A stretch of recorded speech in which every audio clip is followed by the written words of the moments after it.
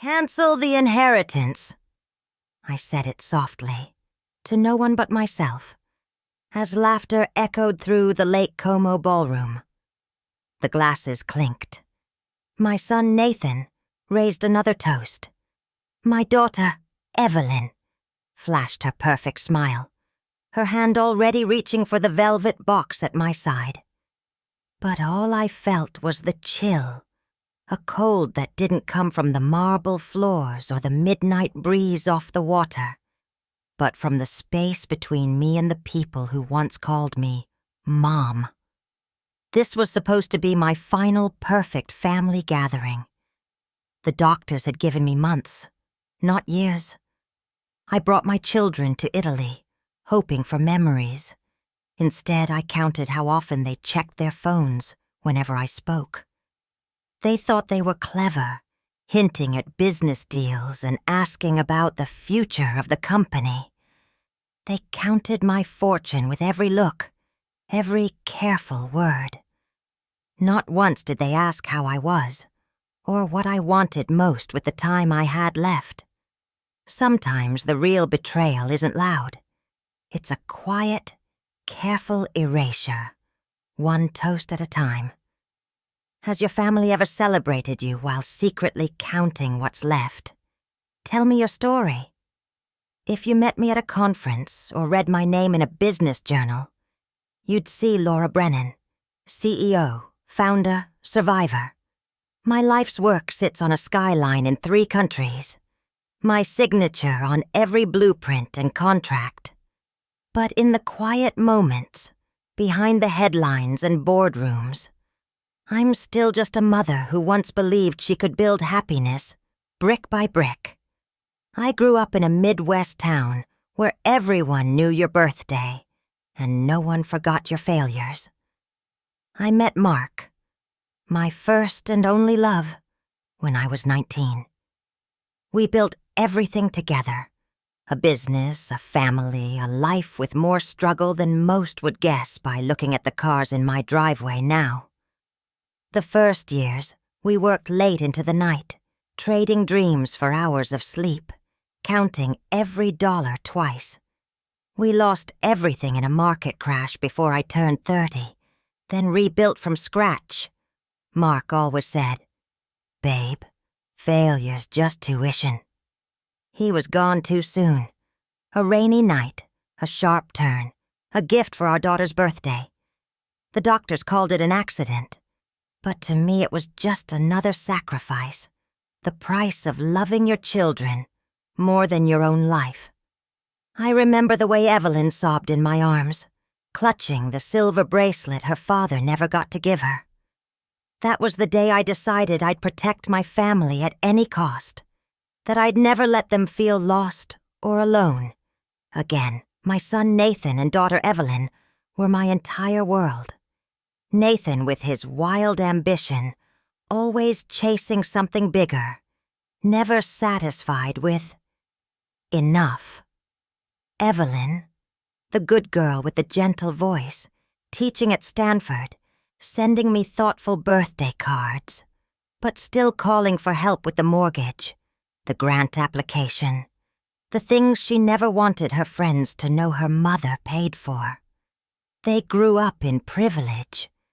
But I saw the weight that comes from always being the child of the woman who never loses. But what do you do when the children you sacrificed start keeping secrets of their own? Nathan rarely calls without a reason. Evelyn asks about my health only after asking about the trust fund. I notice the cracks, missed birthdays, forced laughter at Christmas. Polite distance in every love you mom text. I saw the family dinners become business meetings, affection replaced with negotiation. Then the phone call. "Mrs. Brennan, your recent scans?" The words blurred after that. Stage 4. Bone cancer. Months, not years. I stared at my reflection, not at the wrinkles, but at the emptiness in my eyes. For the first time, I wondered if my life had been about building towers so high, I'd lost sight of the people inside. So I made a plan. One last family trip. Lake Como, Italy. A week of luxury. A chance to see if anything real remained. What my children didn't know was that this would be their test. After this trip, my will would be rewritten, not with numbers, but with the truth of who was left when the fortune was gone. Sometimes the people who call you Mom are the ones who see you least. Lake Como was made for postcards, not heartbreak. Every morning the air shimmered on the water, white sails drifting by villas older than any dream I'd ever had. My children arrived with their partners, Evelyn with her husband Marco, polite and reserved. Nathan alone, always checking his phone, always between deals. I told myself that maybe this time, things would be different. Maybe luxury, beauty, and the promise of time running out would remind them how to love their mother, not just her money. The first 2 days, they played their roles perfectly. Evelyn brought me tea on the terrace, snapping photos of us with her arm around my shoulder, laughing louder than I'd heard in years. Nathan insisted we charter a boat for the day, cruising the lake, as he pointed out which villas were rumored to be for sale. At dinner, they toasted to family and new beginnings.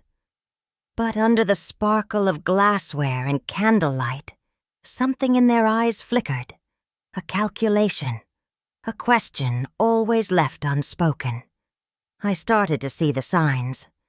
Nathan slipped away to take calls in the hall, his voice low, talking about shares and exits. Evelyn spent long evenings on her laptop, sending emails in Italian, sometimes glancing over at me before quickly closing her screen. I smiled through it all, making notes in my mind, listening to the details that didn't quite add up. On the third night, after the surprise birthday dinner they'd arranged for me, complete with a cake I couldn't eat and gifts I'd never use, I slipped back to my suite, checked my phone, and opened an encrypted email.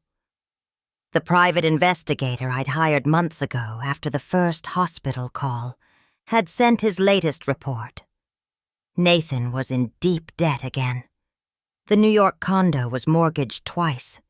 His latest venture had been flagged by the SEC for suspected fraud. Calls with old business partners, all hinting at another bailout. Evelyn, for all her academic charm, had recently transferred large sums out of the trust fund, wiring money to an account in Switzerland. Even Marco, the son-in-law who played the quiet host, was complicit. He had contacted a lawyer in Milan, inquiring about inheritance laws for non-resident spouses. Worse, there was evidence of collusion.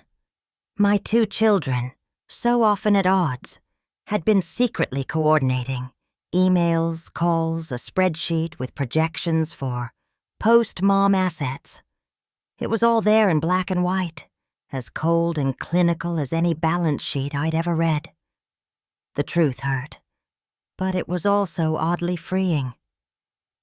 I saw my family for what it was, a collection of adults who'd grown skilled at the art of pretending, but never learned the cost of honesty.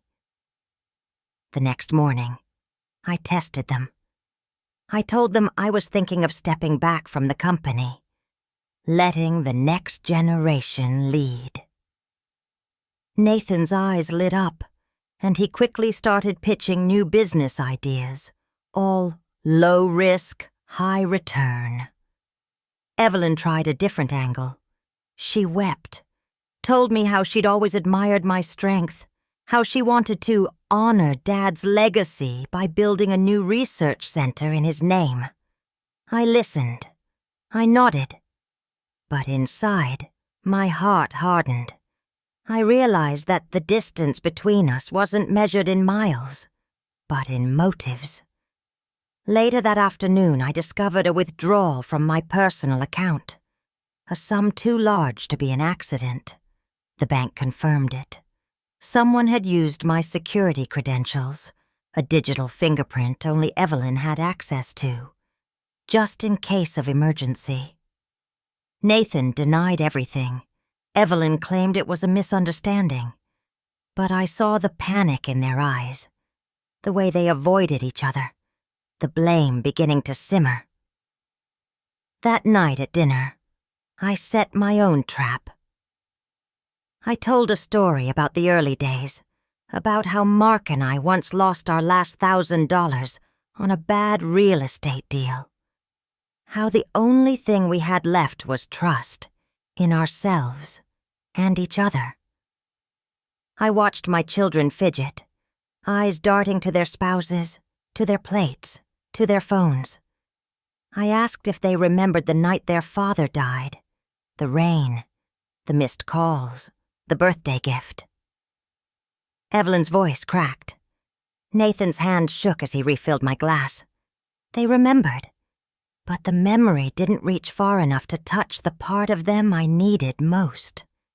When trust goes missing, even the softest "I love you" sounds like a lie.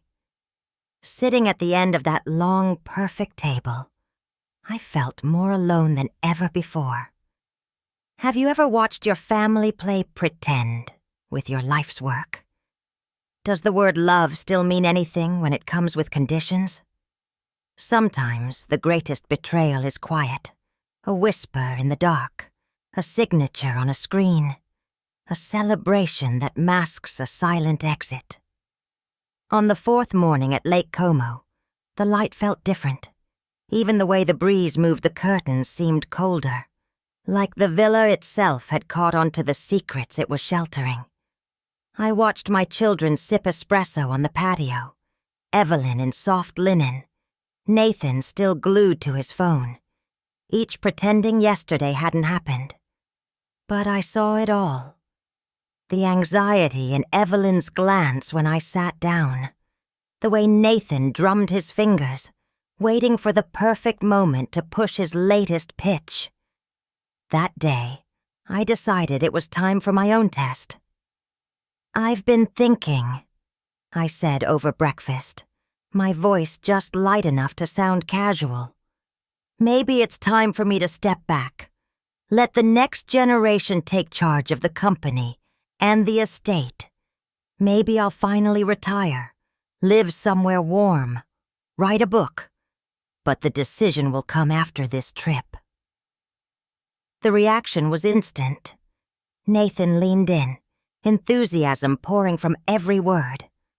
"Mom, I've actually been working on a new business plan. It's perfect for the brand, minimal risk, huge upside. We could roll it out by next quarter with your backing." His smile was polished, but his eyes were hungry. Evelyn tried a softer approach. She dabbed her eyes, her voice trembling. "You deserve happiness, Mom. You've carried us for so long. Let me help take care of things. Dad would have wanted it this way. I've even thought of a scholarship in his name, to honor his legacy." For a moment, I almost believed her. But then she slipped in the question about the trust account, the one only I could access. I answered them both with my best motherly smile. "We'll see," I said, and excused myself to make a phone call.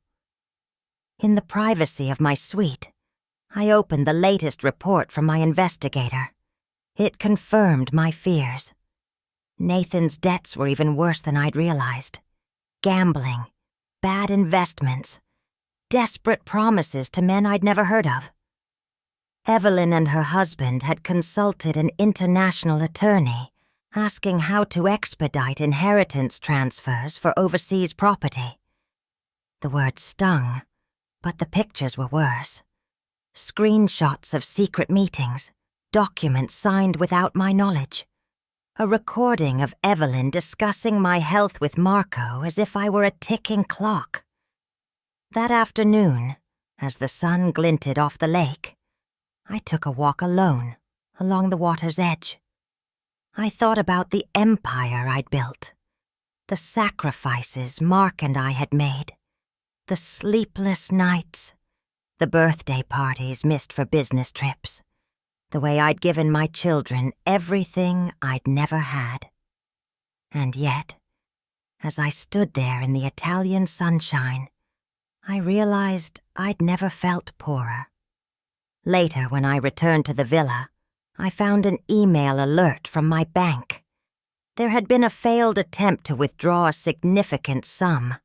Someone had used a backup security question only Evelyn would know. I confronted her that evening, quietly, away from the others. "It was a mistake, Mom. I was just checking the balance," she said, not meeting my eyes. "You've always told me to be responsible." I nodded, letting the silence speak for me. But that night, I couldn't sleep. I watched the moon move across the ceiling, replaying every conversation from the last week. Every "I love you." Every "I'm just thinking about your future." Every toast to family. The cracks in our relationship had become canyons. What started as a mother's devotion had become a battlefield of expectations and disappointments. I realized I couldn't fix it. Not with money, not with time, not with forgiveness that hadn't been earned. That was when I decided. I picked up my phone and called my lawyer in New York.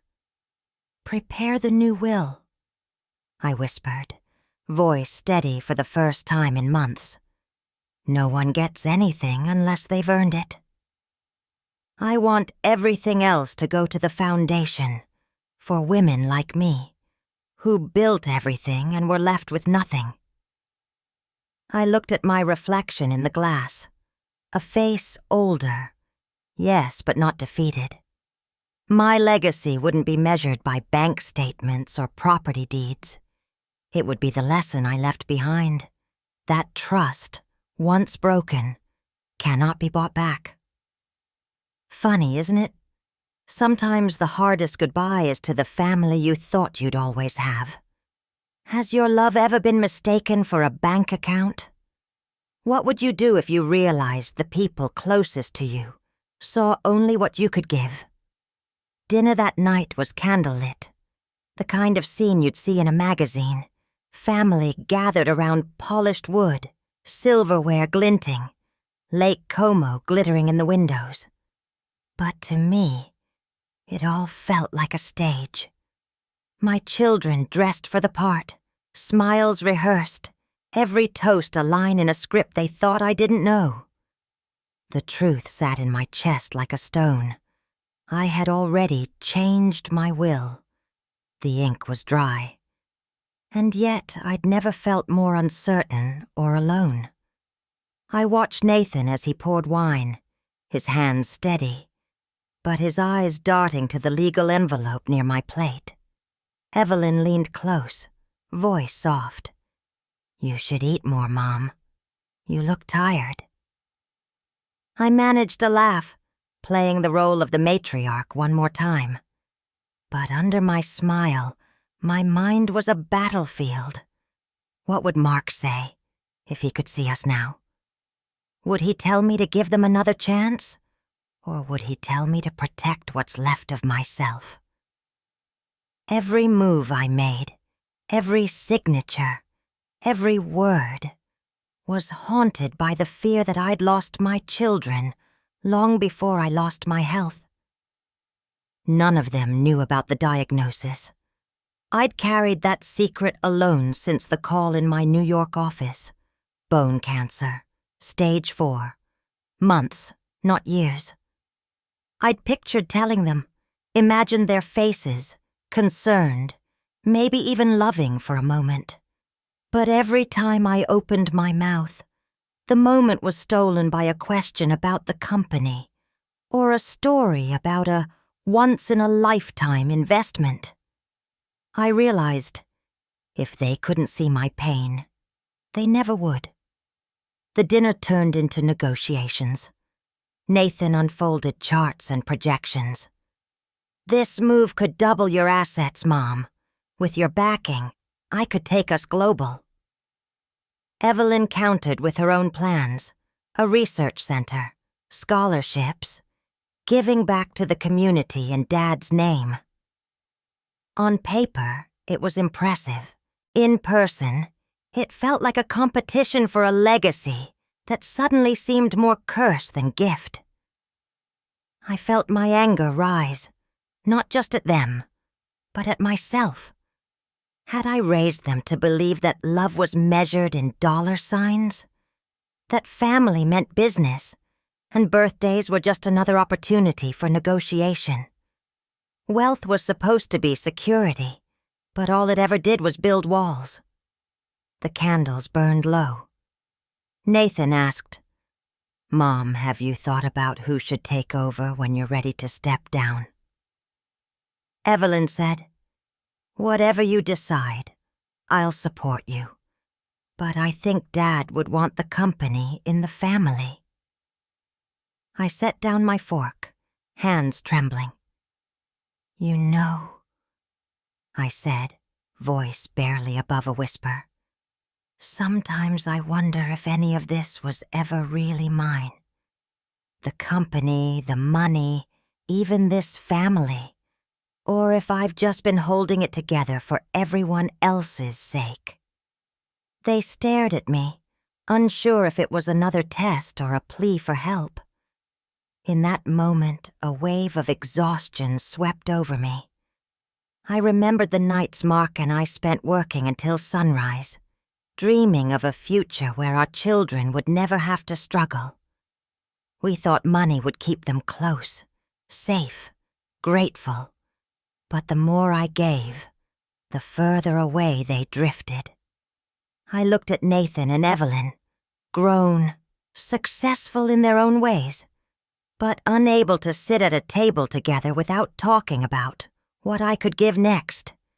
My disease, the fear of dying, was nothing compared to the pain of realizing my life's work might end with a signature instead of a legacy of love. I excused myself and walked to the terrace. The air was cool, sweet with the scent of lemon trees. I pressed a hand to my heart, wishing for Mark's voice, his steady certainty. For the first time, I let the tears come. Not for the cancer, not for the money, but for the mother I once was. The woman who believed love could fix anything, if only she tried hard enough. Inside, laughter and conversation continued. They never noticed I was gone. If wealth means nothing when you're alone, what is left to give? Do you tell the truth and risk breaking what little family you have left? Or keep pretending, hoping something real will grow from all this emptiness? Sometimes the hardest part of being a mother isn't letting go. It's admitting you already have. There's a moment, just before dawn, when even Lake Como falls silent. The world outside my window looked perfectly still, the last hour before everything changed. I stood in my robe, reading the finalized will on my phone. Every asset, every dollar, every memory I could put a price on, now locked into a foundation with my name, but not my children's. My hand trembled, not from regret, but from a strange, cold clarity. After decades of holding this family together, I had finally let go. I planned the confrontation like any business negotiation. That morning, I invited Nathan and Evelyn to breakfast. My voice was gentle, almost casual, as I slid 2 envelopes across the table, one for each of them. "You should read these before we talk." Nathan frowned, tearing open his envelope. Evelyn, ever careful, unfolded hers as if it might explode. Inside, each found a letter and a keepsake.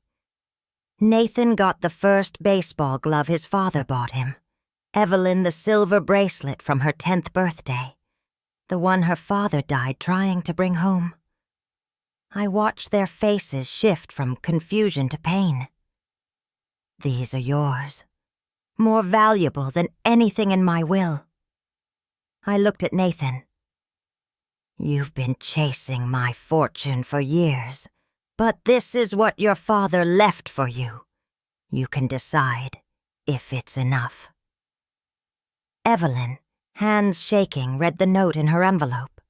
Her father's handwriting, shaky but strong.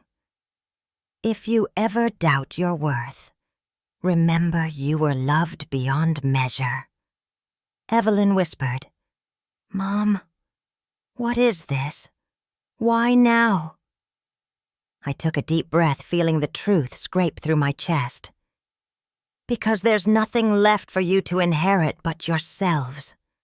I changed the will. Everything goes to the foundation. The fortune is no longer ours to fight over. The words hit the table like thunder. Nathan's anger flashed. So after all these years, you're just cutting us off? For what? A lesson? Evelyn covered her mouth, tears rising. We're your children, Mom. Doesn't any of this matter? My voice barely held together. That's what I kept asking myself. What does matter? Your father died alone in a rainstorm, chasing a birthday gift out of love for you, Evelyn. I am dying alone, too. Not from an accident, but from a sickness called loneliness. Wealth filled our rooms, but it emptied our hearts. The silence between us was bigger than any ocean. I wanted them to understand, not just my pain, but their own. I gave you everything but boundaries. That was my mistake. I raised you to believe that love could be measured by what I provided, not by what we shared. Nathan's voice broke. You can't just erase us, Mom. I shook my head. No. But I can choose who carries my legacy. It won't be money. It'll be whatever you do with the love and memories you have left. Evelyn finally sobbed. I never wanted to lose you. I just didn't know how to keep you close. I held her hand for the first time in years. You keep me close by being honest, by being present, by letting go of what you think you need, and loving what's real. Nathan stared at the glove in his hands. So, that's it? All the business, the plans, the dreams, just gone. Not gone, I said. Transformed. The business is now for women like me, who built everything and still ended up alone. The dreams are yours to build, if you can learn from what we lost. We sat there, 3 people in a beautiful room, surrounded by the ghosts of everything we tried to buy instead of feel. For the first time, I saw my children not as heirs, but as people, flawed, frightened, and in need of something money could never buy. As the sun rose over the water, I realized that my quiet revenge wasn't about punishment. It was about freedom, mine and theirs. Sometimes losing everything you thought you wanted is the only way to find what matters most. Have you ever had to let go to finally feel free? That night, after the truth finally split us open, I couldn't sleep. I walked through the villa in silence, touching the backs of empty chairs, the marble balustrade cool beneath my fingers. Somewhere in the house, Nathan and Evelyn whispered, arguing, grieving, maybe blaming me, maybe blaming themselves. For the first time, I didn't try to fix it. I let the silence work its way into my bones. I found myself in the study, surrounded by the relics of a lifetime, Photos of Mark in his first suit, Evelyn's spelling bee trophy, Nathan's Little League jersey. I sat in my old leather chair and took out the letter Mark wrote the year before he died, the one I'd kept locked away with the jewelry and the old passports. If anything ever happens, Laura, remember, no matter how much we build, what matters is who comes home to us at the end of the day. Don't let the company swallow our love. Don't let money steal the music. Tears welled up. I realized how far we'd come from those simple hopes, how busy we'd been chasing safety, status, legacy, that we'd let all the small, honest things slip away. My husband died alone for love, and here I was, dying alone for lack of it. As dawn colored the sky pink over the lake, a gentle knock came at the door. Evelyn stepped inside, face swollen from crying, clutching the silver bracelet her father never got to give her. She sank to the floor by my feet, head in my lap like when she was a child.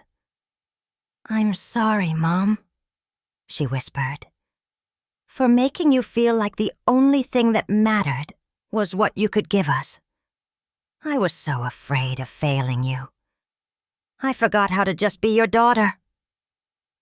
I stroked her hair, my heart breaking and healing all at once. I forgot too, sweetheart. I forgot how to be your mother and not your provider. Maybe we both got lost in what we thought love was supposed to look like. Nathan came in quietly, his hands trembling. "I'm not good at this, Mom. Saying sorry.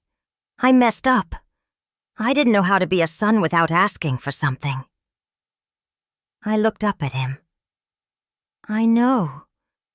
Maybe you just needed to know you could fail and I'd still be here. Maybe I needed to know I could let go and you'd be okay." We sat together in that old room, 3 broken, tired, real people. Not a CEO and her heirs. Just a mother and her children, trying to find each other again after years of noise and distance. Evelyn wiped her eyes and smiled through tears. "What do we do now?" "Maybe," I said softly. "We start by being honest. We talk. We show up. No more pretending. No more negotiations." Nathan nodded. "We lost Dad together. I think we've all been lost ever since." I squeezed their hands, feeling something shift, a crack in the old pain, the smallest spark of something new. "I don't know how much time I have left, but whatever days I have, I want them to be real." Outside, the sun lit up the garden, and for a moment, Lake Como looked less like a place of endings and more like a chance for beginning again. I realized then, legacy isn't about what you leave behind in a will. It's the truth you tell, the healing you choose, and the love you dare to give before it's too late. My revenge, quiet as it was, had made space for something more powerful, a freedom from old patterns, a chance to rewrite what family means. Have you ever had to break before you could truly heal? A few days later, the villa felt emptier, but lighter too. Nathan and Evelyn had returned to their own lives, quiet, thoughtful, different now, if only by a shade. For the first time, there were no messages about money. No tense calls from lawyers or accountants. I spent my last morning in Lake Como on the terrace, watching the lake ripple in the sun. A cup of strong coffee in hand. Sophia, my granddaughter, found me there. She didn't ask about inheritances or plans, just sat beside me, our shoulders touching, a simple question in her eyes. "Can I stay with you, Grandma? Just for a little while. I don't want you to be alone." We cooked together that afternoon, laughter echoing in the kitchen as we burned the first batch of bread. I showed her how to tend the rose garden Mark once loved, teaching her to prune away the old to make space for something new. The truth is, healing doesn't happen in grand gestures. It happens in small, quiet acts of presence, in planting seeds you may never see bloom. I left Lake Como that evening not as a CEO or a mother handing out fortunes, but as a woman who finally claimed her own peace. My legacy would not be measured by a will, a company, or a house on the lake. It would be carried forward in the love that Sophia and I dared to rebuild, one honest moment at a time. To Nathan and Evelyn, I sent a letter, not a lecture, not a list of regrets, just an invitation. If you want to find me, look for what's real. I'll be in the places where love is quiet and forgiveness is possible. Maybe this is all any family can hope for. Not perfection, not wealth, but the courage to start again. Sometimes the deepest scars are the ones that show us where to grow. Have you ever found healing when you least expected it? If this story touched your heart, share your own story below. Or send it to someone who needs to know that healing is always possible.